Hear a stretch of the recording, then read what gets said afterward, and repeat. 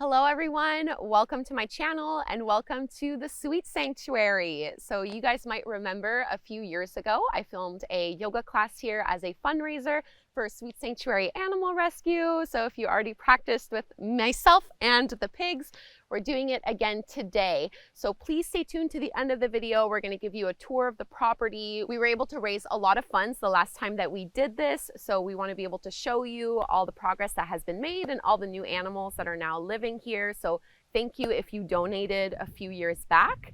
All of the proceeds for this video are going to go to support the Sweet Sanctuary Animal Rescue, and below in the description I'll put a link where you can go make a donation as well if you would like to support their work. And at the end of this yoga class you can meet the owners themselves and they'll share a little bit more about their mission and the work that they do here. So now with the pigs we're going to do a little 20-minute full body yoga class. This is suitable for all experience levels and no props are required. So let's begin in child's pose, Balasana. You can bring your big toes together, widen your knees as much as is comfortable, and as you press your hips back towards your heels, you can extend out of your lower back, stretching your arms forward, and just dropping your head down towards the mat. And taking a few deep breaths here, in and out through your nose. Try to soften your shoulders. Melting your heart down.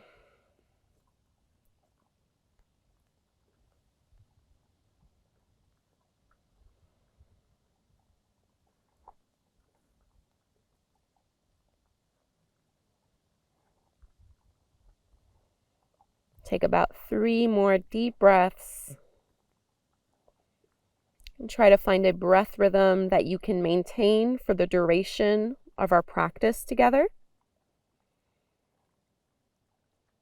Getting your inhales to be just as long as the exhales.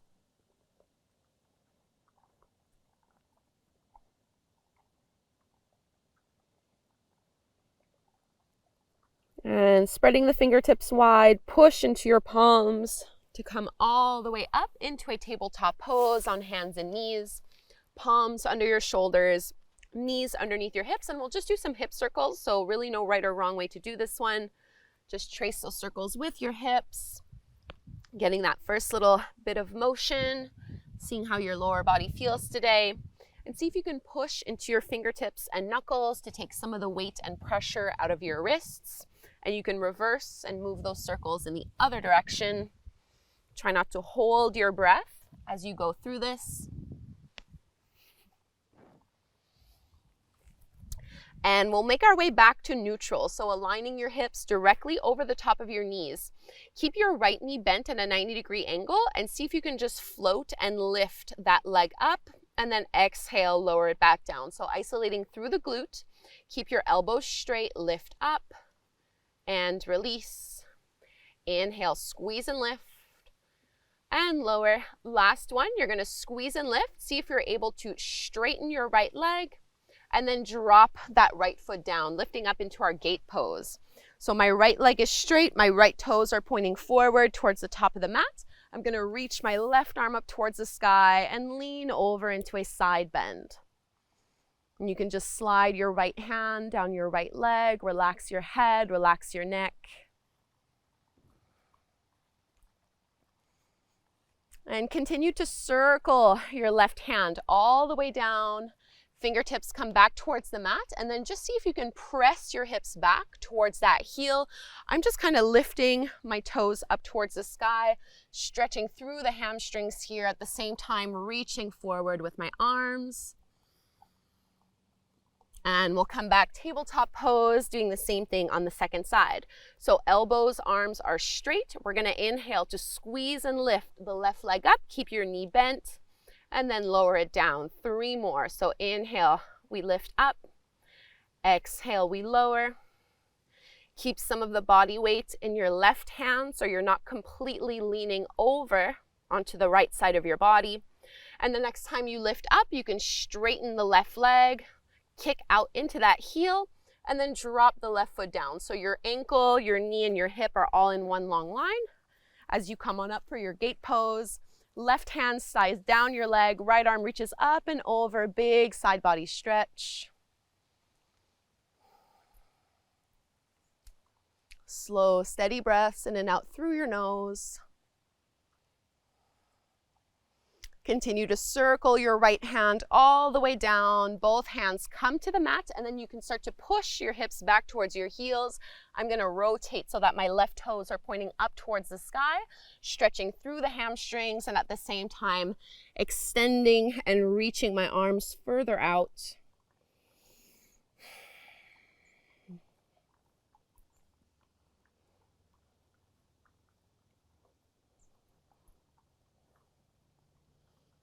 And let's press back up, coming back through to center. Let's find our first downward dog, Adho Mukha Svanasana. Walk your hands a couple inches past your shoulders. You want your hands to still be shoulder width distance apart. Fingertips are spreading wide. And then go ahead and lift your hips up and back. First downward dog, make any little movements that feel good, maybe by bending your knees, by turning your head side to side, lifting tailbone up towards the sky. And we're going to reach our right leg up towards the sky. Bend your right knee, open up your hip, get a big thigh stretch here. And at the same time, push down into your left heel and reach your chest towards your thighs. Let's step our right foot a few inches behind our right wrist. So not all the way to the top of the mat, kind of at the middle of your mat. In this modified side plank, Vashisthasana, you're going to roll to the outer edges of both feet. Lean on your left hand and reach your right arm up and over, big side body stretch. I'm pushing the feet into the floor in order to lift my hips up a little bit higher. Big breath in here. And now bring your right hand back down to the mat. We're going to transition from here into Skandasana, our side lunge. So you're going to continue rotating and walking your hands over towards the left. I'm bending into my right knee. I'm straightening my left leg, sinking the hips down nice and low. And switching sides, you can bend your left knee, straighten the right leg, sink your hips down. And you can use your arms to push the knee and the thigh open a little bit more. And we'll find our low lunge at the top of the mat. Bend into your right knee, facing forward, drop the left knee down, arms reach up, Anjaneyasana. Lengthen tailbone down, draw your lower belly in, lift up through your chest. Shoulders are down and away from your ears. Adding in a twist, left hand comes down, right arm stays up.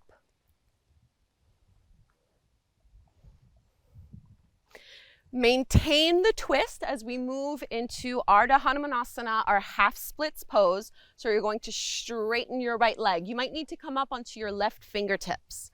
Keep reaching your right arm up towards the sky.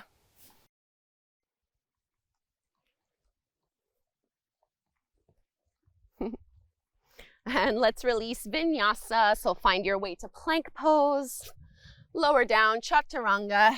Inhale, upward facing dog. And we all meet downward dog to repeat the sequence on the second side. Push through your arms. Find length along your spine. Relax your neck. Left leg stretches up. Bend your left knee. Open up your hip. And at the same time, push down into your right heel. Try to keep your shoulders squared. You're going to step your left foot a little bit behind your left hand, so not quite all the way to the top of the mat, more so at the center of the mat. And then you're going to roll on the outer edges of both feet, lean your body weight on your right hand, and reach your left arm up and over.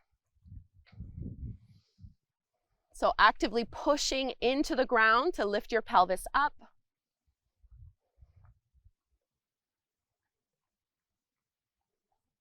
Skandasana from here, our side lunge. You're going to bring that left hand back down.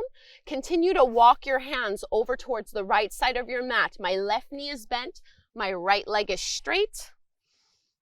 Pressing the hips down as low as they'll go, keeping your chest lifted. And switching sides. Right knee bends, left leg is straight.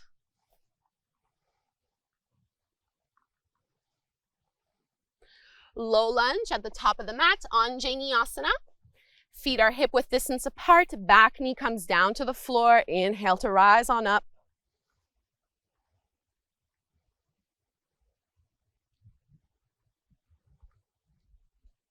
Press your shoulders away from your ears, lift up through your chest. And you can add your twist, right hand down, left arm stays up. Melt your hips a little bit more.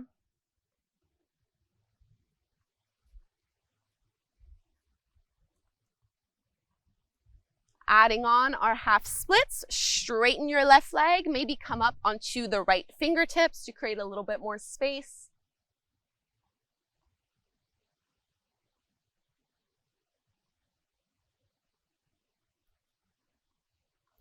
Vinyasa, let's release, plank pose, lower down, lifting up, back bend, and we meet downward facing dog.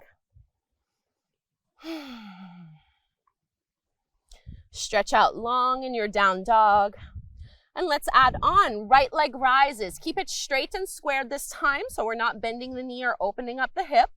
And you're going to step your right foot forward to the top of the mat, setting ourselves up for our high lunge. My front knee is bending generously at about a 90-degree angle. I'm bending a little bit into my back knee as well so that I can keep my hips underneath my shoulders. And lengthen up. We're going to circle the arms and interlace your hands behind your lower back. Squeeze your shoulder blades behind you and open up through your chest. So this little back bend that you have here, we're going to try to maintain it in Warrior 3. So keep the clasp of your hands. You can start to lean your weight forward. Take your time. So at most, you're parallel to the ground, no more than that. If you wobble or fall out, it's totally fine. Not a big deal. Just get back in the pose. And now the real challenge, we're going to try to keep the clasped hands. Can you find lunge once more? So left toes down. Drop your left knee down to the floor, straighten your right leg, and either stay up nice and high here as you fold, or you can also just rest your hips over that left heel. Keep trying to lift the knuckles up and release. Left hand comes back behind you, reach your right arm up, a little variation on a half camel pose. Get a nice big thigh stretch here. And release. Hi, cutie. Bend into your front knee. Find your flow. Inhale to plank. Exhale, lower down. Inhale, upward facing dog. And downward facing dog. Take a cleansing breath in through the nose and let it out a sigh through the mouth. Getting ready, second side, left leg rises. Keep it straight and squared. High lunge. Step your left foot forward. Make sure your feet are hip width distance apart rather than being aligned one directly behind the other. This will help a lot with your balance. I'm bending a little bit into my back knee so that I don't have too much of a curve in my lower back. And we're going to interlace our hands the more unusual way. So get your other thumb on top. Squeeze your shoulder blades behind you as if you were holding onto a little pencil, and then go ahead and straighten your arms, lifting the thumbs off of your tailbone. When you're ready, Warrior 3. So balancing on the left leg, right leg stretches up and back. Try to keep your gaze steady on something that is not moving. This will help with balance. Try not to dig your toes into the floor. Transition back through to your lunge. Drop your back knee down to the floor. Straighten your left leg and either work on this variation of half splits with your hips up high, or you can let your hips settle and rest on that right heel as you fold forward. Keep lifting the knuckles up. And let's release. Right hand comes down behind you for support. Lift your hips up as high as they'll go. Reach that left arm up. Get a big thigh stretch through your right leg.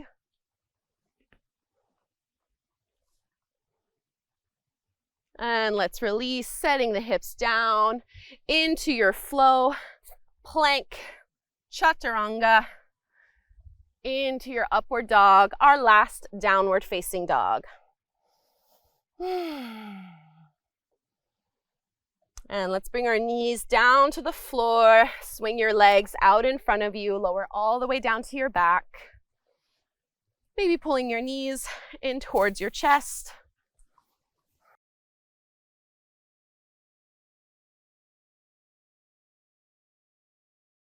Let's find our reclined pigeon pose. You can cross your right ankle over the top of your left knee, reaching through your hands. See if you can pull that left thigh in towards you. As much as possible, relax head and shoulders on the ground.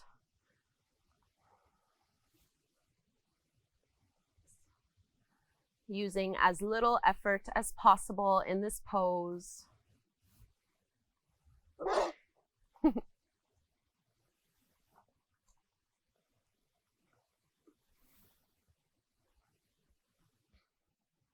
Keep squeezing that thigh in. And now just relax your arms a little bit. Continue to cross your right thigh over the left. So this is your reclined Gomukhasana or cow face pose. I'm trying to stack my right knee on top of my left one.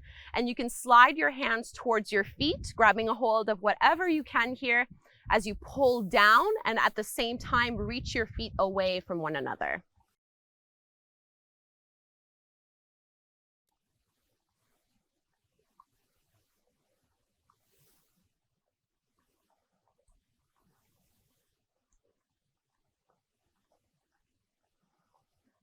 One more big breath.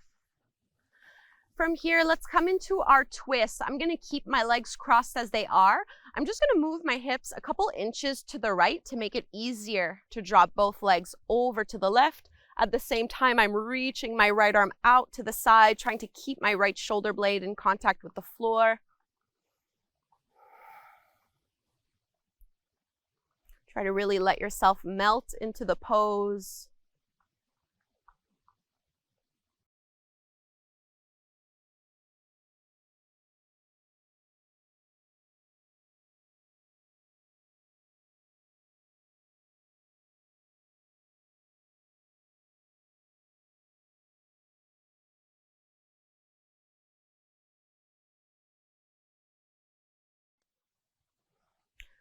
Use a little bit of belly strength to float your legs back up and to uncross. We'll do that little sequence on the other side, starting with reclined pigeon. You're going to cross your left ankle over the top of your right knee and reach out with your arms to pull your right knee a little bit closer in towards you.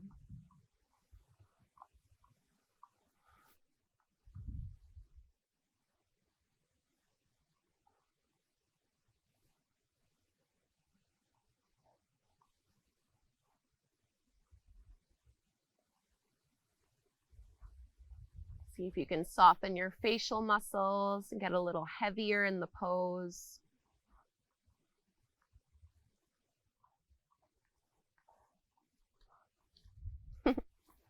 Finding your reclined cow face pose, you're going to overcross. So keep wrapping your left thigh over the right one until you stack one knee on top of the other. Reach your hands, sliding them down towards your feet. Pull down on the legs, so getting your thighs closer to your chest, and at the same time, move the feet away from one another. Trying to feel this on the outer edges of both hips.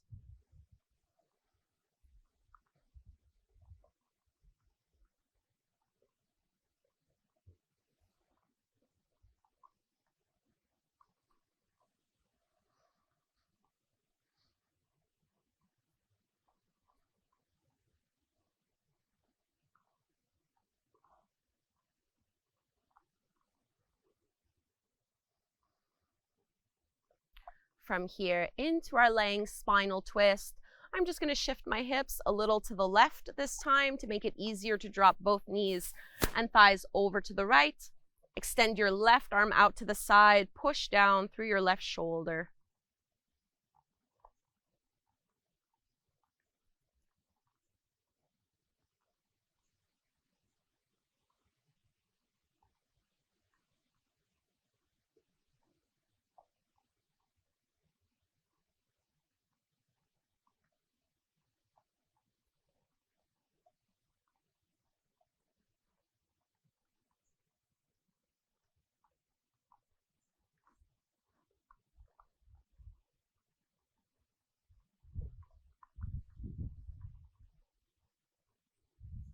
And we'll release.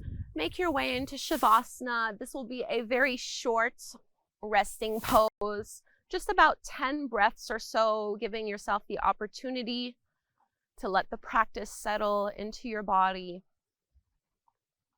Take up lots of space. Close your eyes.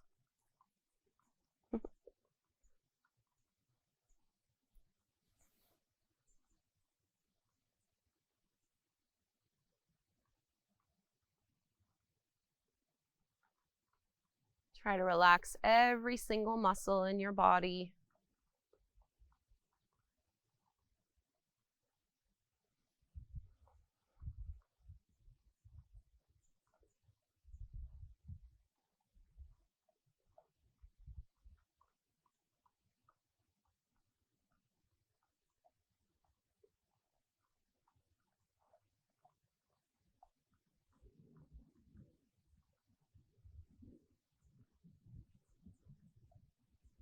And you can breathe a little deeper, start to move through your fingers and toes. Maybe stretch your arms up overhead if that feels nice. We're all going to come to take a seat, so you can roll to one side and push your hands into the ground to come on up.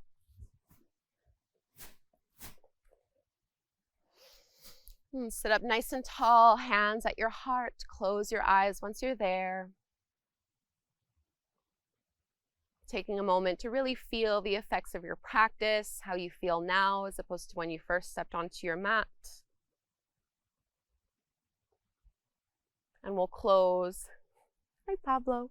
We'll close by chanting Om together. Yes, you're a good boy. So we'll inhale to chant, big breath in. Oh, it's a little hard. Let's try that again. Inhale to chant.